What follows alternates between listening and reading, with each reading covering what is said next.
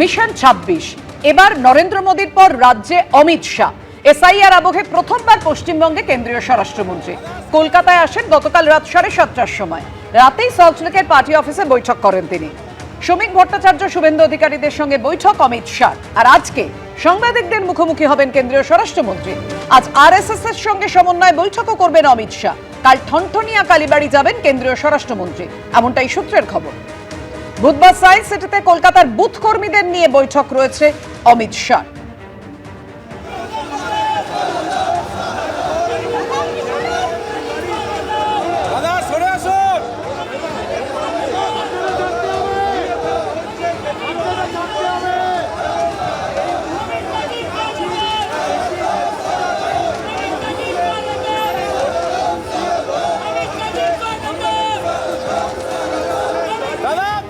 কথা বলবো, আমাদের সঙ্গে রয়েছেন আমাদের প্রতিনিধি দীপক ঘোষ। দীপক, অবশ্যই কি কি কর্মসূচি রয়েছে সে বিষয়ে তো তুমি আমাদের বিস্তারিত জানাবেই, কিন্তু মতুয়া ইস্যু নিয়ে যে শোরগোল পড়েছে রাজ্য রাজনীতিতে তা নিয়ে কতটা নজর দিয়েছেন কেন্দ্রীয় স্বরাষ্ট্রমন্ত্রী, এবং আর এই বিষয় নিয়ে কি আলোচনা করবেন তিনি, কি জানতে পারছো?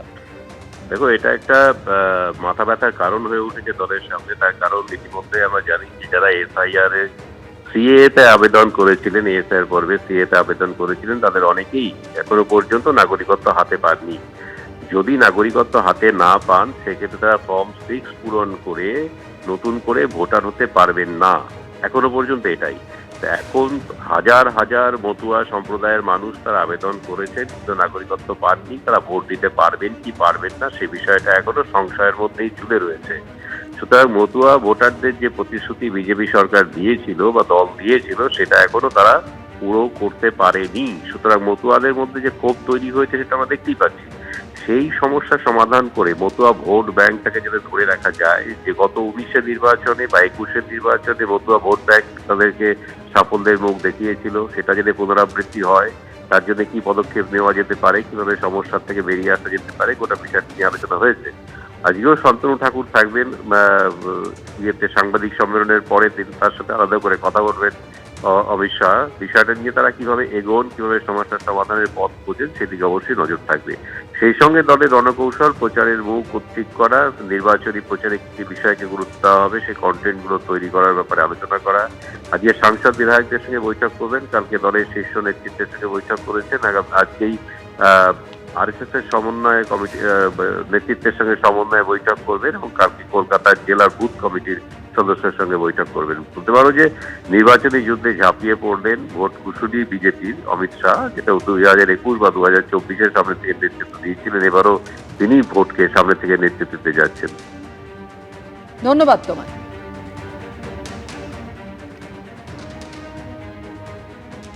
গতকাল সন্ধ্যায় রাজ্যে পা দিয়ে বাংলায় পোস্ট করেছেন অমিত শাহ। তিনি লিখেছেন, পশ্চিমবঙ্গ পরিবর্তনের জন্য সম্পূর্ণ প্রস্তুত। 3 দিনের সফরে কলকাতায় পৌঁছেছি। বিমানবন্দরে কর্মী সমর্থকদের ভালোবাসায় অভিভূত।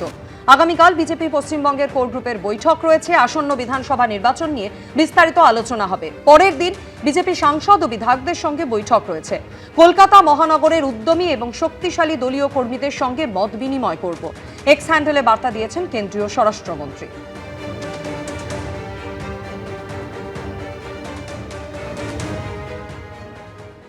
পশ্চিমবঙ্গে আসার আগে অনুপ্রবেশকারীদের নিয়ে একেবারে কড়া বার্তা দিয়েছেন কেন্দ্রীয় স্বরাষ্ট্রমন্ত্রী অমিত শাহ। প্রতিবেশী রাজ্য অনুপ্রবেশ সবাইকে চিহ্নিত করবে কেন্দ্র। অনুপ্রবেশকারীদের চিহ্নিত করে ফেরত পাঠানো হবে। পশ্চিমবঙ্গে আসার আগেই একেবারে ফের হুঁশিয়ারি কেন্দ্রীয় স্বরাষ্ট্রমন্ত্রীর অনুপ্রবেশ ইস্যুতে। श्रीमद शंकर देव जी की भूमि पर कहना चाहता हूं, भारतीय जनता पार्टी का संकल्प है न केवल आसाम, पूरे देश से चुन चुन कर हम घुसपैठियों को निकालने का काम करेंगे। चुन चुन कर घुसपैठियों के प्रभाव में दबती जाती थी। नरेंद्र मोदी जी के नेतृत्व में यहां हेमंत विश्व शर्मा ने इस संस्कृति को घुसपैठियों से प्रभाव से मुक्त कर कर आज मृदंग और ताल की आवाज के साथ नामघर में भक्ति संगीत सुनाई पड़ता है।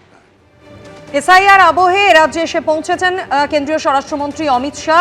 2026-এর বিধানসভা নির্বাচনকে পাখির চোখ করে এই 3 দিনের বঙ্গ সফরে একাধিক দলীয় কর্মসূচি তার রয়েছে। আর এই নিয়ে কি বলেছেন বিরোধী দলনেতা শুভেন্দু অধিকারী, শোনাব। বাংলা বাঙালির সংস্কৃতি যত উঁচুতে যাবে, ভারতীয় সংস্কৃতি তত মজবুত হবে। এই কারণে নরেন্দ্র মোদীজি বারবার বলেছে বিকশিত ভারত তখনই সম্পূর্ণ হবে যখন বাংলাতে ভারতীয় জনতা পার্টি সরকার। ভোট এলেই ডেলি প্যাসেঞ্জারই শুরু হয়ে যায়। বিজেপির শীর্ষ নেতৃত্বের কলকাতা সফর নিয়ে এমনভাবেই কটাক্ষ করেছেন কুণাল ঘোষ।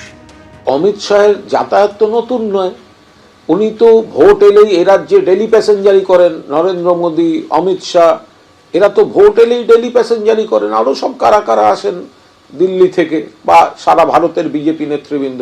নিট রেজাল্ট, বাংলার মানুষের দ্বারা ভারতীয় জনতা পার্টিকে প্রত্যাখ্যান। কেন প্রত্যাখ্যান? 1, আর্থিক বৈষম্য; 2, বাংলার অধিকার থেকে বঞ্চিত করা; 3, বাংলা ভাষাকে অপমান করা; 4, বাংলা সংস্কৃতিকে অপমান করা; 5, বাংলা ভাষীদের বাংলাদেশি বলে বাংলাদেশে পাঠিয়ে দেওয়া। এই সামগ্রিকতার উপর দাঁড়িয়ে বঙ্গ বিরোধী বিজেপি বাংলা থেকে প্রত্যাখ্যাত হয়। ফলে উনি আসবেন, যাবেন, আবার হারবেন, আর ওনার দলের অর্ধেক সংগঠন নেই। আর কুণাল ঘোষের এই কটাক্ষের পাল্টা জবাব দিয়ে কি বলেছেন রাজ্য বিজেপি সভাপতি শ্রমিক ভট্টাচার্য, দেখাবো। অমিত শাহ যখন বলেন তো আমি দেখেছি পার্লামেন্টে উনি যখন কথা বলেন যেরকম তীর্যক আক্রমণ করেন। আমি রাজ্যসভার কথা বলতে পারি, একজন সাংসদও দাঁড়িয়ে অমিত শাহের সামনে তো কথাও বলেন না।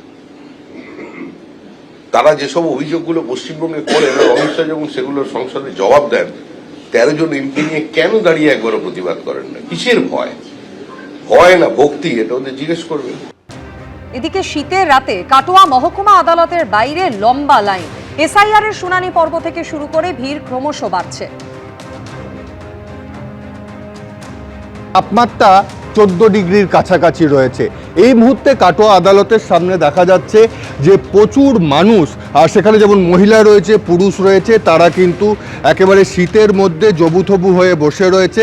একটাই কারণ, এফিডেভিট করবে তারা, সেই জন্য আদালতের সামনে দাঁড়িয়ে রয়েছে। কাটোয়া আদালতের নিয়ম অনুযায়ী এখানে 20 জনের বেশি এফিডেভিট করতে পারবে না। মূলত এখানে যারা এসেছে তারা বেশিরভাগই এসেছে তাদের ভোটার যে কার্ড, সেখানে হয়তো নাম ভুল রয়েছে, তালিকায় বাবার নাম ভুল রয়েছে, সেই জন্য তাদের শুনানিতে ডাক পড়েছে এবং যার জন্য তাদের একটা এফিডেভিট করার দরকার। এবং সেইটা করার জন্যই কিন্তু এইভাবে কিভাবে শীতের মধ্যে তারা রয়েছে বাড়ি ঘর ছেড়ে শুধুমাত্র ভোটার তালিকায় নাম তোলার জন্য, বেশিরভাগ ক্ষেত্রে যারা রয়েছে ভোটার তালিকায় নাম তোলার জন্য তারা কিন্তু এখানে রয়েছে। আমরা একবার কথা বলারও চেষ্টা করব যে এখানে কখন থেকে তারা রয়েছে, কি ব্যাপার। এখানে এত রাতে কি করছেন আপনি? একজন মহিলা, এখানে কি করছেন? এখানে আমার স্বামীর নাম ভুল আছে, এখানে আমি কোর্টে ঠিক করতে এসেছি। কোথায় ভুল আছে? ভুল আছে মানে ওর টাইটের ভুল আছে। কোথায়? ভোটার পুরো নামেই ভুল আছে ভোটার স্যার। তালিকায় ভুল হ্যাঁ, আছে? ভোটার তালিকায়ও ভুল আছে, আবার ডকুমেন্টেও ভুল আছে স্যার। দুটোই ভুল করবেন? আছে। এত তাড়াতাড়ি এখন কেন তাড়াতাড়ি না করলে আমার বুধবার দিন হিয়ারিং আছে 11 থেকে 12টার মধ্যে। হ্যাঁ, 31 তারিখে। এলেন কেন? আজকে রাতে না এলে তো লাইনই পাবো না। আমি তো রাতে কেন স্যার, আমি সেই সন্ধ্যে ঘরে থেকে 3টির আগে বেরিয়েছি, এখানে 7টায় পৌঁছাইলাম। আমি মঙ্গলকোট থেকে এসেছি। তো এই যে রাত্রেবেলা থাকবেন, মহিলা একা তা নিরাপত্তা না থাকলে নিরাপত্তা না থাকলে, না হলে তো গ্রাম থেকে ছাড়া পুলিশ আছে নাকি আশেপাশে? কিছু নাই এখানে, কিচ্ছু সহযোগিতা করে কিছু তো পুলিশ মুলি দেখতে পাচ্ছি না। এই আপনারা এলেন, এটাই তো দেখতে পাচ্ছি। রাতে যদি কিছু হয়? কিছু হয় তা কি করবো, এখন প্রাণের ভয় তো সবারই আছে যে স্যার যদি না ডকুমেন্ট দিতে পারি কি হবে। সব তো এইসব আমার বিশাল চিন্তায় পড়ে আছে স্যার। করে ঘুম নেই আমাদের, হাঁড়ি হুলা সব খাবারই নিচে দিন আমছে না। একেবারে এখানে যারা রয়েছে তারা কিন্তু বলছে একদিকে আতঙ্ক, একদিকে শীত, অন্যদিকে নিরাপত্তার প্রশ্নও কিন্তু উঠছে। সারা রাত যদি এইভাবে মহিলারা থাকে দাঁড়িয়ে, তাদের নিরাপত্তা কে দেবে, এ প্রশ্নও কিন্তু উঠতে শুরু করেছে। রানা দাস, এবিপি আনন্দ, পূর্ব বর্ধমান। ভোর 4টের সময় বাড়ি থেকে বেরিয়ে এসেছি। আর কেন এসছেন? ভোটার তালিকায় নাম ভুল আছে, তার জন্য মায়ের নাম ভুল আছে, তার জন্য হিয়ারিংয়ের জন্য, কালকে হিয়ারিংয়ের ডেট আছে, তার জন্য কোর্টের এফিডেভিট করানোর জন্য এখানে এসেছি। কে বলেছে এফিডেভিট করতে হবে? ওখানকার পার্টি পঞ্চায়েতের লোকে বলেছে আর কি, যে এফিডেভিট করতে হবে। নাম উঠে যান না? একের দাগে নাম উঠেছে। উনি আমার মা হন, এবার মায়ের শরীর ভালো নেই বলে আমি মাকে একলা ছেড়ে দিতে পারিনি। এবিপি আনন্দ, এগিয়ে থাকে, এগিয়ে রাখে।